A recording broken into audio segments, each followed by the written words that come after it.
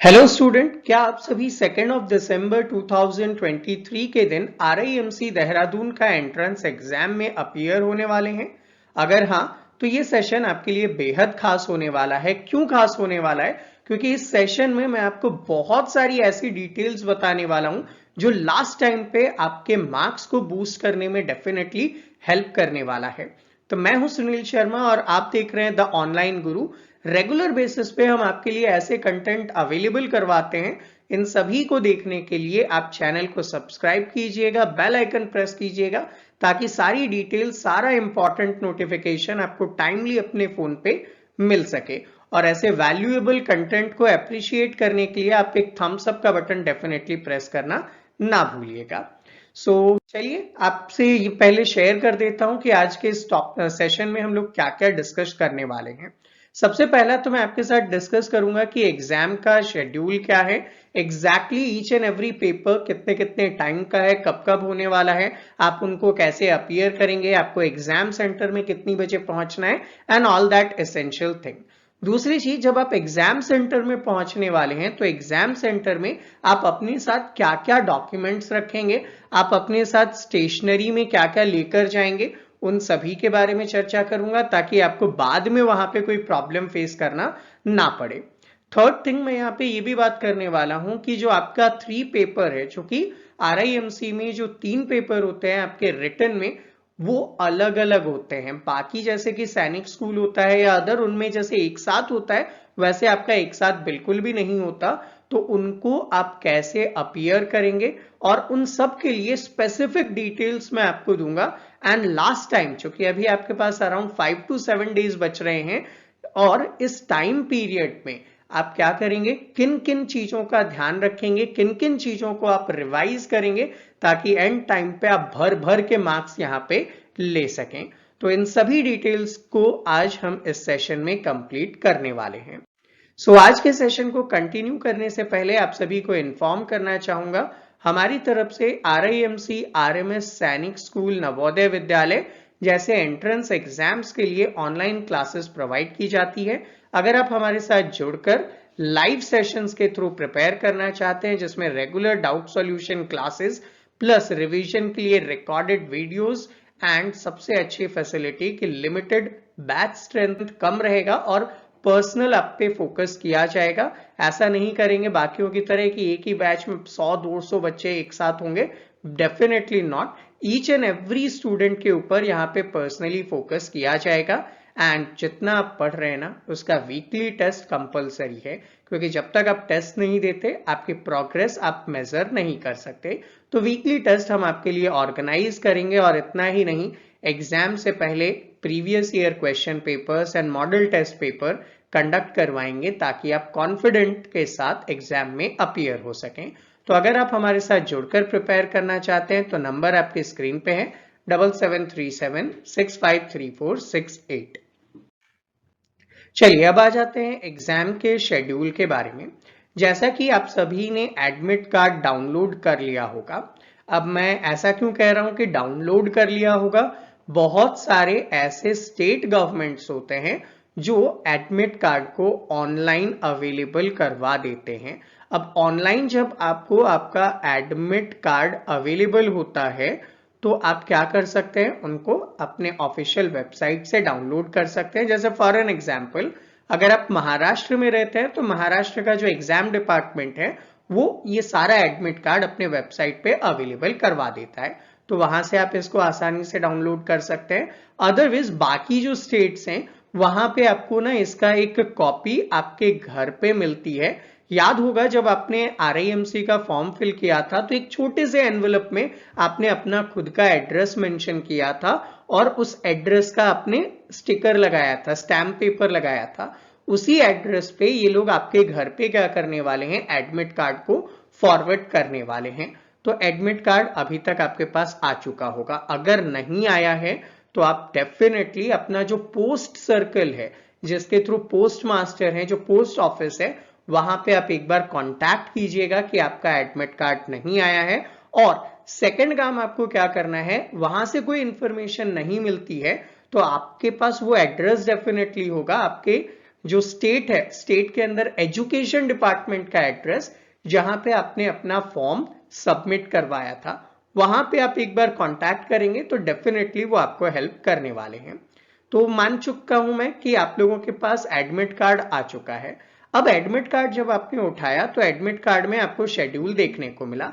ये शेड्यूल क्या देखने को मिल रहा है आपको कि एग्जाम आपका 2 दिसंबर 2023 के दिन है और शेड्यूल कुछ इस तरीके से है कि 9:30 से 11 आवर्स तक आपका मैथमेटिक्स का पेपर होने वाला है। 12 से लेकर 1 तक आपका जनरल नॉलेज का पेपर होने वाला है। 2:30 से 4:30 तक आपका इंग्लिश का पेपर यहाँ पे लिया जाएगा।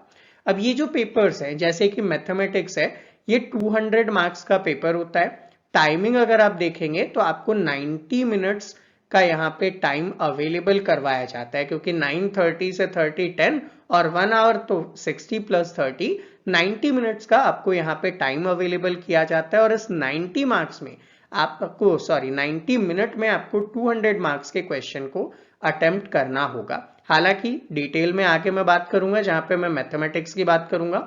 यहां पे आप एक चीज गांठ बांध लीजिएगा कि मिनिमम 50% यानी कि 100 मार्क्स आपको अचीव करना है मैथ्स में क्वालिफाई करने के लिए, क्योंकि RIMC एंट्रेंस में सारे ही पेपर में इंडिविजुअली आपको क्या करना है, 50% मार्क्स लेकर आना है। अगर आप इंडिविजुअली 50% मार्क्स नहीं ला पाते हैं तो आप क्वालिफाई नहीं करते हैं, इस चीज का ध्यान रखेंगे। सेकेंड थिंग बात कर रहा हूं जनरल नॉलेज की, 75 मार्क्स का है और उसमें से 38 मार्क्स आपको लाने हैं। इंग्लिश 125 मार्क्स का है जिसमें से 62.5 तो मिनिमम आई जानी चाहिए, अदरवाइज आप यहाँ पे क्वालिफाई नहीं करने वाले। अब एग्जाम सेंटर में क्या होने वाला है, आपका जो टाइमिंग है लाइक 9:30 लिखा हुआ है ना, तो आपको इसके 30 मिनट्स पहले एग्जाम सेंटर पे पहुंच जाना है। 30 मिनट्स पहले का मतलब 9 बजे आप एग्जाम सेंटर पे तो खड़े हो जाओ, उससे पहले पहुंच जाओ अच्छी बात है, उससे लेट अगर आप होगे तो डेफिनेटली आप एग्जाम मिस करने वाले हो। क्यों? वहां पे फ्रिस्किंग होती है, बेसिकली आपका इंस्पेक्शन होता है कि आपके जेब में कोई पेपर वगैरह तो नहीं है, आप चीटिंग के लिए कुछ लिखकर तो नहीं लाए, वो होता है। सेकेंड थिंग, आपका जो डॉक्यूमेंट्स है वो वहां पे वेरीफाई करवाया जाएगा। मतलब आपको जो एडमिट कार्ड मिला है, एडमिट कार्ड के साथ साथ आपकी डिटेल्स के लिए चाहे आप आधार कार्ड लेकर जाएंगे, चाहे आप स्कूल आईडी लेकर जाएंगे, वो वेरीफाई किया जाएगा, डिटेल्स देखी जाएगी, उसके बाद आपको वहां पे एंटर करने दिया जाएगा। ठीक है, उसके बाद आप पेन पेपर वगैरह जो भी सामान लेकर जाओगे, हालांकि आगे उसके बारे में बात करूंगा, वो सब इंस्पेक्शन होने के बाद आपको एंटर करने दिया जाएगा और उसके बाद आप एग्जाम में अपीयर होगे। तो अपने आप में बहुत लेंदी प्रोसेस है और उसके लिए हाफ एन आवर रिक्वायर्ड है। तो आप कोशिश कीजिएगा कि 9 AM वहां पे श्योर अवेलेबल हो जाओ। सेकेंड थिंग, जब आप वहां पे अवेलेबल होगे तो ऐसा नहीं होगा कि आप 11 AM पे फ्री हो गए मैथ से, आप एग्जाम सेंटर के बाहर आओगे फिर वापस अंदर जाओगे, ऐसा नहीं होता। वो आपको दूसरा पेपर जो जनरल नॉलेज का है वहां तक अंदर बिठाए रहने वाले हैं। आप दोपहर के 1 बजे फ्री होकर एग्जाम सेंटर से बाहर आओगे और जो भी आपको थोड़ा बहुत नाश्ता लेना है, खाना है, उसके बाद आप वापस से अंदर एंटर करने वाले हो। कब? 2:30 पे, मतलब 2 बजे आपको एग्जैक्टली वहां पे पहुंच जाना है। तो आपके पास ना अराउंड 45 to 60 मिनट्स का ही टाइम बचेगा, उसमें आपको तैयार होके वापस से एंटर कर जाना है। अब आप एंटर कर जाओगे, इंग्लिश का पेपर दोगे और आप फ्री हो जाओगे। तो ये तो आपका एग्जाम का शेड्यूल है। आई गेस आपने एडमिट कार्ड भी पढ़ा होगा तो आपको यही शेड्यूल देखने को मिला होगा। अब बात करता हूं कि आपके साथ क्या क्या डॉक्यूमेंट्स होना चाहिए, आप क्या क्या डॉक्यूमेंट्स अपने साथ लेकर एग्जाम सेंटर में जाने वाले हैं। तो सबसे पहले अगर आपने एडमिट कार्ड पढ़ा है, 2 टाइप से एडमिट कार्ड आए हैं, एक ऑनलाइन आया है और एक ऑफलाइन आपके साथ आया है। अब एडमिट कार्ड में डॉक्यूमेंट्स कुछ मेंशन किए गए हैं, जैसे सबसे इंपॉर्टेंट तो है आपका एडमिट कार्ड। बिना एडमिट कार्ड के आपको एग्जाम सेंटर पे एंटर करने के लिए अलाउ नहीं करेंगे, मतलब आपके पास एडमिट कार्ड होना कंपलसरी है। सेकेंड थिंग, अब एडमिट कार्ड में जिस बच्चे का नाम लिखा है, सपोज आपका नाम लिखा है XYZ, तो आप ही वो बंदे हो, कैसे प्रूव करोगे? प्रूव करने के लिए आपको एक एडिशनल डॉक्यूमेंट चाहिए। अब ये एडिशनल डॉक्यूमेंट अगर आपके पास आधार है, ठीक है, अगर आपके पास क्या है, आधार है, यानी कि आधार कार्ड, तो बहुत इजी हो जाएगा। आप आधार कार्ड के साथ वहां पे एंटर कर सकते हैं। एंड अगर आपके पास आधार कार्ड अवेलेबल नहीं है, ठीक है, वैसे तो होगा ही नहीं, क्योंकि जब आपने फॉर्म फिल किया था तो वहां पे आधार कार्ड की बोथ साइड से फोटोकॉपी अवेलेबल करवाना कंपलसरी थी। तो बिना आधार कार्ड के हैं आप, ऐसा पॉसिबल ही नहीं है। आपके पास डेफिनेटली आधार कार्ड है, नो डाउट, आप आधार कार्ड ले जाइए। अब जिन बच्चों ने ऑनलाइन डाउनलोड किया है, वहां पे लिखा हुआ है कि हेडमास्टर का साइन होना चाहिए। अगर आपके पास एडमिट कार्ड घर पे आया है बाय पोस्ट, तो वहां पे ऐसा हेडमास्टर के साइन के बारे में कुछ नहीं लिखा। लेकिन अगर आपने ऑनलाइन डाउनलोड किया है तो वहां पे मेंशन्ड है कि उस ऑनलाइन डाउनलोडेड फॉर्म पे आपके स्कूल के हेडमास्टर का साइन होना चाहिए। अगर आप करवा सकते हैं, वेल एंड गुड है। अगर आप नहीं करवा सकते तो वहां पे एक और इंफॉर्मेशन लिखी है, उसके जस्ट एंडिंग पॉइंट पे, कि आपके पास एडिशनल डॉक्यूमेंट जो आपकी आईडी को प्रूव करे, चाहे वो स्कूल का आपका आई कार्ड हो, चाहे आधार कार्ड हो, चलेगा। तो आधार कार्ड तो आपके लिए कंपलसरी है। जिनके घर पे डॉक्यूमेंट आया है, एडमिट कार्ड आया है, उनको कोई प्रॉब्लम नहीं। जिन्होंने ऑनलाइन डाउनलोड किया है कि भाई पोस्ट से नहीं पहुंच पाया और इमरजेंसी में आपने ऑनलाइन डाउनलोड किया और लेकर चले गए, तो ऐसे सिचुएशन में आपको क्या करना पड़ेगा? ऐसे सिचुएशन में आपको हेडमास्टर के साइन करवा लीजिएगा। अभी आपके पास एम्पल टाइम अवेलेबल है। ये बात की मैंने डॉक्यूमेंट की। अब इसके बाद आपने जब एडमिट कार्ड देखा है, तो एडमिट कार्ड में ना कहीं कहीं पे आपको फोटो का ऑप्शन है। मतलब अगर आपने डाउनलोड किया है तो वहां पे फोटो आपकी नहीं है, या फिर कुछ स्टेट वालों ने भी क्या किया है, जिन बच्चों के घर पे एडमिट कार्ड भेजा है वहां पे फोटो ही नहीं है। तो एडिशनली आपको एक पासपोर्ट साइज फोटो अपने साथ रखनी है उस पर चिपकाने के लिए। सेकेंड थिंग, वहां पे एक कॉलम दिया गया है सिग्नेचर का। याद कीजिएगा, जब आपने एप्लीकेशन फॉर्म भरा था, एप्लीकेशन फॉर्म फिल करते टाइम आपने वहां पे भी कैंडिडेट साइन किया था अपने फोटो के नीचे। वही वाला सिग्नेचर आपको वहां पे करना है, अदरवाइज आप डिस्क्वालीफाई। तो वही वाला साइन आप वहां पे करेंगे, आपके लिए हेल्पफुल होगा। नेक्स्ट थिंग, ये साइन आपको घर से करके नहीं लेके जाना है। मेंशन किया हुआ है in the presence of invigilator, जो आपका एग्जाम ले रहा है उसके सामने आपको ये साइन करना है। तो अच्छे से आप वहां पे साइन करेंगे, कोई प्रॉब्लम ही नहीं होने वाली है। अब बात कर लेना चाहूंगा मैं स्टेशनरी के बारे में, कि आपको अपने साथ स्टेशनरी में क्या क्या लेकर जाना है। भाई एग्जाम लिखोगे आप तो कुछ चीजें तो आपको चाहिएगी ना। सबसे फर्स्ट एंड इंपॉर्टेंट, आपके पास पेन होना चाहिए। अब पेन कैसा होना चाहिए? तो पेन के बारे में याद रखें, हमेशा बॉल पेन का आप यूज करें किसी भी एग्जाम में। बॉल पेन भी कौन सा होना चाहिए? तो ब्लू एंड ब्लैक कलर का होना चाहिए। एंड ब्लू कलर से आप क्वेश्चन को सॉल्व करने वाले हो, ब्लैक कलर से जहां कहीं आपको हाईलाइट करना पड़ा है, लाइक इंग्लिश में आपने नोटिस लिखा है तो बाउंड्री बनानी है, वहां पे आपको ब्लैक कलर से आप बाउंड्री बना सकते हो। आपने कोई स्टोरी लिखा है, या आपने कोई ऐसे लिखा है, या कुछ भी आपने किया, मैथ्स का कोई फॉर्मूला ही यूज किया है, तो वहां पे ना आप कई बार फॉर्मूला लिखते हो कि मैंने इस क्वेश्चन को सॉल्व करते टाइम इस फॉर्मूले का यूज किया।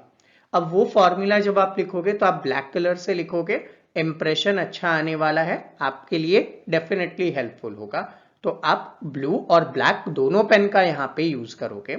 थर्ड थिंग, यहाँ पे आप चाहें तो पेंसिल भी लेकर जा सकते हैं हाईलाइट करने के लिए। ठीक है, अगर आप कॉन्फिडेंट नहीं है पेन्स में तो आप पेंसिल से हाईलाइट कर सकते हैं चीजों को, बट ये भी नहीं करना है कि आप सारी लाइनों के नीचे बस अंडरलाइन करते चले गए।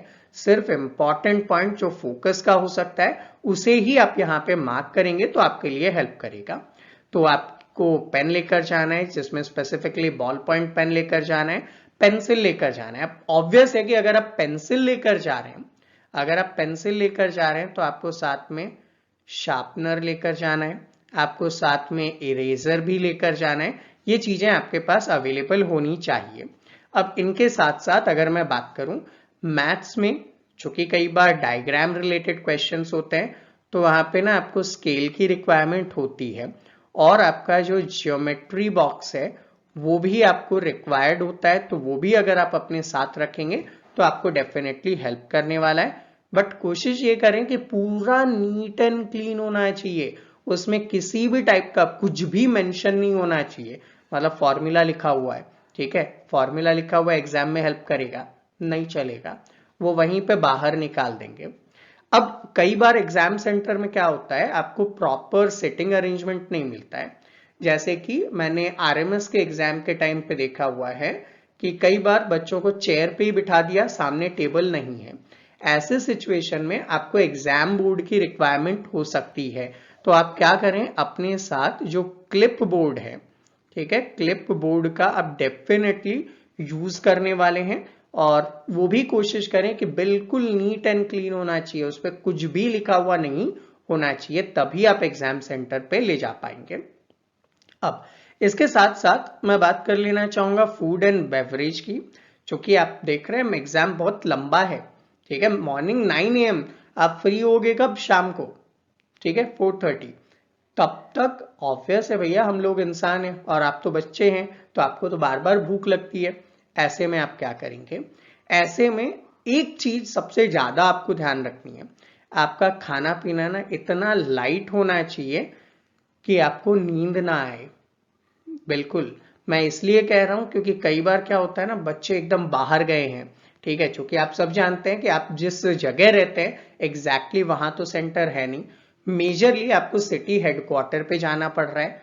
बाहर गए हैं तो एंजॉयमेंट में होटल वगैरह पे दबा के आप खा लेते हो, और बाद में एग्जाम हॉल में परेशान होते हो। तो ऐसा काम बिल्कुल भी नहीं करना है। पानी लिमिट में पियो, कि आपको वॉशरूम जाने की ज्यादा रिक्वायरमेंट ना हो। ठीक है, अगर 2 घंटे का पेपर है, बीच में आप एक बार गए, समझ में आता है, लेकिन आप हर थोड़ी देर में एक बॉटल पी गए और फिर बोलोगे वॉशरूम जाना है, अलाउ नहीं होने वाले। तो कोशिश कीजिएगा कि कम से कम ऐसा न्यूसेंस आप क्रिएट करें। बट हाँ, बॉडी रिक्वायरमेंट है तो आप ग्लूकॉन डी पीजिए, आपको एनर्जी भी मिलेगी और आपको ज्यादा वॉशरूम की भी नीड नहीं होगी। खाना डेफिनेटली लाइट यूज कीजिएगा, क्योंकि लाइट स्नैक आपको आराम से एग्जाम दिलवाएगा। एग्जाम देकर आओ, एग्जाम फोड़ के आओ और बाहर आके दबा के पार्टी करो, दबा के एंजॉय करो, कोई मना नहीं करेगा। लेकिन एग्जाम से पहले और मिड में बहुत लाइट स्नैक लीजिए, आपके लिए डेफिनेटली हेल्प करेगा, ठीक है। अब बात करता हूं क्लोथिंग इंस्ट्रक्शंस की। चूंकि दिसंबर में है आपका पेपर, तो ऑब्वियस है कि विंटर्स है, लाइक बहुत सारे स्टेट्स में, जैसे जम्मू हो गया, राजस्थान हो गया, ऊपर यूपी हो गया, हिमाचल हो गया, ठंड पड़ रही है अच्छी वाली। अगर आप ऐसे स्टेट्स में रहते हैं तो डेफिनेटली आपको स्वेटर यूज करना है। बट ध्यान रखना है, स्वेटर्स भी कैसा होना चाहिए, बिल्कुल नीट एंड क्लीन, कोई बड़े बड़े बटन बैचेस कुछ नहीं होने चाहिए, बिल्कुल सिंपल होना चाहिए, वुलन होना चाहिए, आपको हेल्प करेगा। स्वेट शर्ट है चलेगा, उसमें भी कोशिश क्या करें, कोई बड़े चेन, ठीक है, नहीं होना चाहिए, उसमें कोई बड़ा बड़ा ब्रॉश वगैरह नहीं होना चाहिए। तो ऐसी चीजें जहां पे ना संदेह होता है कि भाई ब्लूटूथ डिवाइस छुपाए जा सकते हैं, वैसी कोई चीजें नहीं होनी चाहिए। इस चीज का आप विशेष रूप से ध्यान रखेंगे, अदरवाइज आपको वहां पे परेशान होना पड़ेगा। आजकल आपने ऐसे इंटरनेट पे वायरल होते हुए वीडियोस देखे हैं जहां पे एग्जाम सेंटर के बाहर ही आपको खड़ा कर दिया जाता है और आप बोल रहे होते हो कि जाने दो, अलाउ नहीं करते। कई बार आपने ऐसे भी वीडियोस देखे होंगे जहां पे बच्चे सिर्फ टी शर्ट में अंदर एग्जाम लिखने जा रहे हैं और बीमार होंगे। कोशिश कीजिएगा कि कपड़े बिल्कुल नीट एंड क्लीन हो, ताकि आपको ऐसी कोई परेशानी नहीं आए कि भाई आपको बाद में बोल दिया जाए कि नहीं, अलाउड नहीं है, ये इतना बड़ा बैच लगा हुआ है इसमें। तो ऐसा कोई भी काम आप नहीं कीजिएगा। इसके साथ अब कई बार होता है ना कि टाइम मैनेज करना है आपको, टाइम मैनेज करना है, तो टाइम मैनेज करने के लिए भैया घड़ी तो चाहिए। अब घड़ी चाहिए तो उसके लिए क्या परमिशन है, सिर्फ और सिर्फ एनालॉग वॉच यहां पे आपके लिए रिक्वायर्ड है।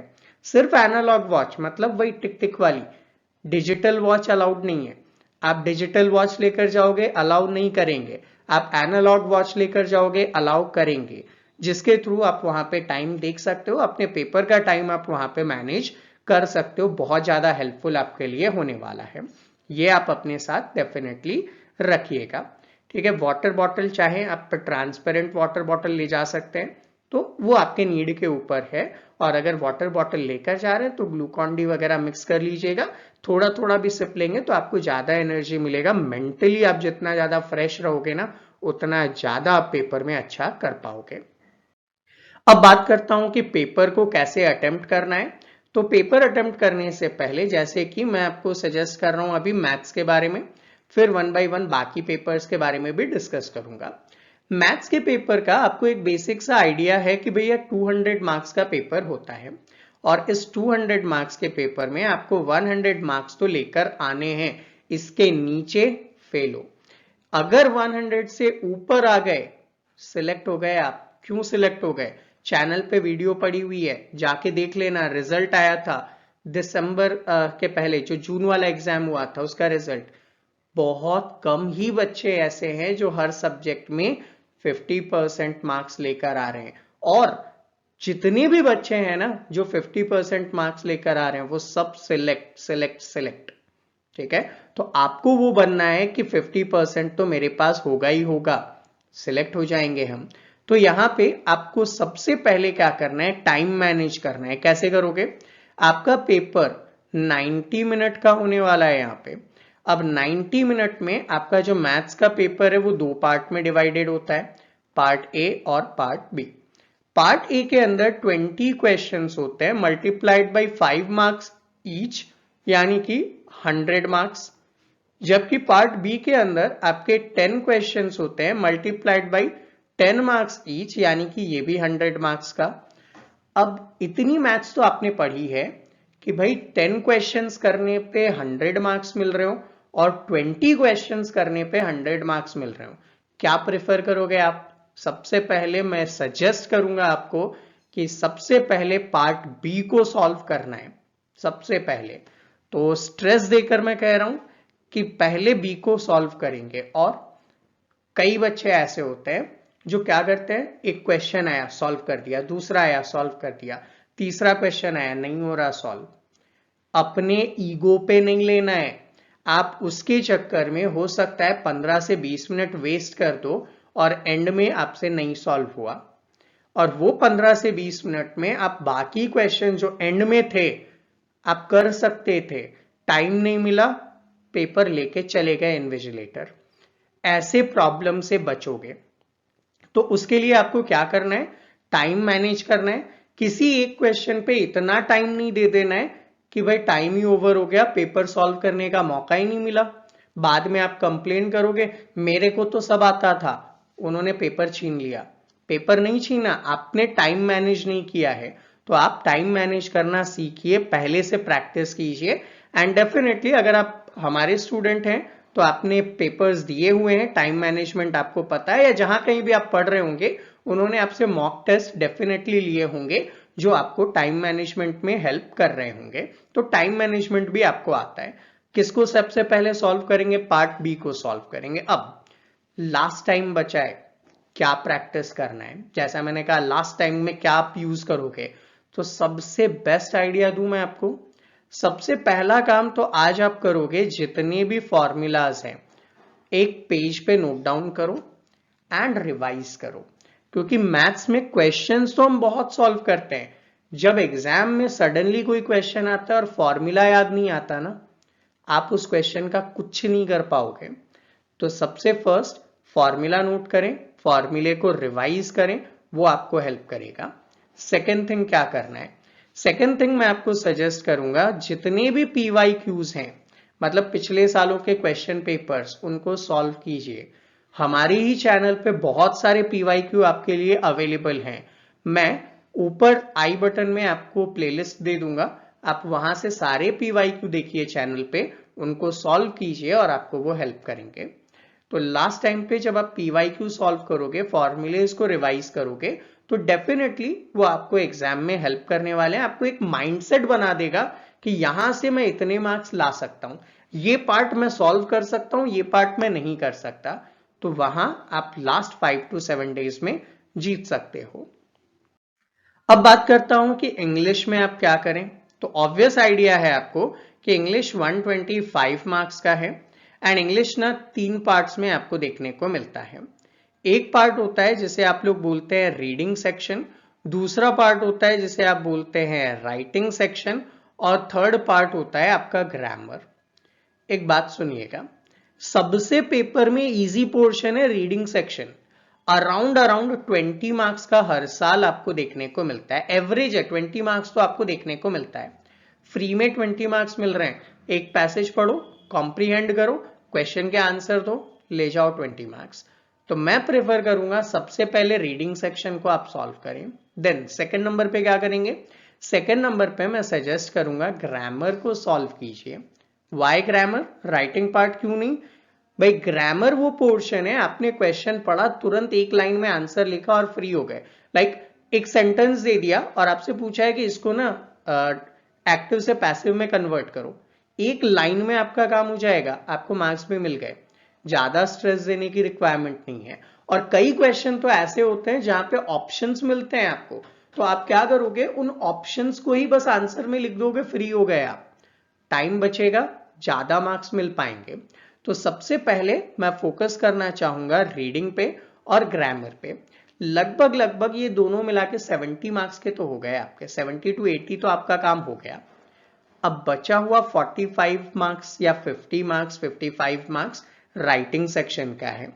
एंड डेफिनेटली एक चीज याद रखिएगा, आपका इंटेलेक्ट लेवल, सपोज आपको किसी टॉपिक पे कुछ लिखने को दे दिया, ठीक है, लाइक जैसे पिछली बार आया था चैट जीपीटी का यूटिलाइजेशन। अब ऐसे क्वेश्चंस में आपके माइंडसेट और आपके इंटेलेक्चुअल लेवल और जो इन्विजिलेटर कॉपी चेक करेगा, दोनों में बहुत बड़ा गैप है।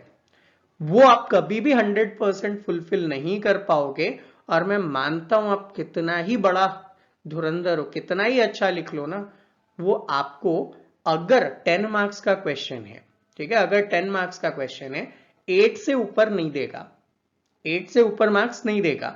कई केसेस में आपको 2-3 नंबर ही मिलेंगे। अगर आप डेफिनेटली अच्छे से प्रैक्टिस नहीं किए हुए हो तो 2 to 3 मार्क्स ही आपको मिलने वाले हैं। तो ऐसे में राइटिंग सेक्शन को सबसे एंड में लिखिए।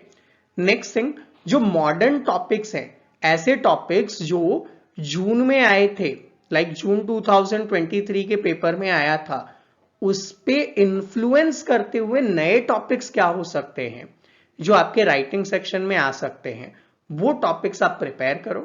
वो आपको ज्यादा हेल्प करेंगे, क्योंकि टॉपिक्स हर बार इवॉल्व होते रहते हैं। कभी भी एक चीज जो आ गई वो रिपीट नहीं होती, बार बार इवॉल्व होती है। तो अगर आप लोग ज्यादा कमेंट करेंगे तो इन टॉपिक्स की लिस्ट भी मैं आपको अगले सेशन में अवेलेबल करवा दूंगा। नीचे कमेंट सेक्शन में कमेंट कीजिए कि important topic list in writing section, तो डेफिनेटली मैं आपके लिए अवेलेबल करवाऊंगा। और भी बहुत सारे इंपॉर्टेंट सेशंस ऑलरेडी चैनल पे हैं, आप उन्हें देखिएगा। तो यहां से आपका इंग्लिश का पोर्शन अच्छे से निकल जाएगा। तो क्या पहले अटेम्प्ट करना है वो भी मैंने आपको अच्छे से बता दिया। अब बात करते हैं जीके का।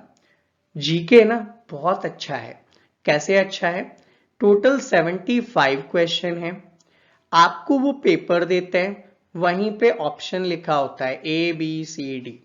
ठीक, पहले होता था 5 to 10 क्वेश्चन जीके में रीजनिंग के आते थे, अभी भी कई बार आता है। अगर आप पिछले सालों के पेपर देखोगे ना, तो जीके में रीजनिंग आती है, वो आपको सॉल्व करना पड़ेगा और रेस्ट ऑप्शंस में से आपको टिक करना है। जब भी आप ऑप्शंस में से टिक करें तो आपको ऑप्शन एलिमिनेशन मेथड का यूज करना है। लाइक आपने पढ़ा, अच्छा ये क्वेश्चन है, ठीक, अब इनमें से यार ये तो नहीं हो सकता, मैंने पढ़ा हुआ है, ये भी नहीं हो सकता। अब आप इन दो में से किसी एक को चूज करोगे ना, 50-50 चांसेस हैं। पहले 25% चांस था, प्रोबेबिलिटी आपने मैथ्स में पढ़ी है, तो वहां पे आपको हेल्प करने वाला है। दूसरी चीज, जीके 2 पार्ट में पूछा जाता है। एक आपका करंट अफेयर्स होता है, ठीक है, और करंट अफेयर्स ना मैं एवरी 15 डेज में अपडेट आपके लिए लेकर आता हूं, चैनल पे अवेलेबल है, देख लेना। एंड उसके बाद भी मैं कोशिश करूंगा कि अगर आपने अच्छी डिमांड रखी, नीचे कमेंट किया, तो डेली आपके लिए करंट अफेयर्स के सेशन डाल दूंगा, इंपॉर्टेंट अवार्ड्स की list, important this, important that, वो आप कवर अप कर लीजिएगा। सेकंड पार्ट होता है यहाँ पे स्टैटिक जीके का। स्टैटिक जीके के भी पिछले कुछ सालों का एक निचोड़ मैंने आपके लिए अवेलेबल करवाया है चैनल पे, वो भी आप देख लीजिएगा, आपको डेफिनेटली हेल्प करने वाले हैं। और सजेस्ट करूंगा क्या, आप PYQ सॉल्व कीजिए, डेफिनेटली आपको एग्जाम में हेल्प करेगा, वो भी चैनल पे अवेलेबल है। तो इससे आपको ये एक होल अप्रोच आपको डेफिनेटली हेल्प करने वाली है, बहुत अच्छे से आप जीके में मार्क्स ला सकते हो। यहां भी 50% का आपके लिए थ्रेशोल्ड रखा गया है। सो स्टूडेंट, ये था हमारा आज का सेशन। आई होप आप सभी के लिए हेल्पफुल रहा होगा, और ऐसे ही वेरियस इंपॉर्टेंट सेशंस आपके लिए हम लेकर आते हैं।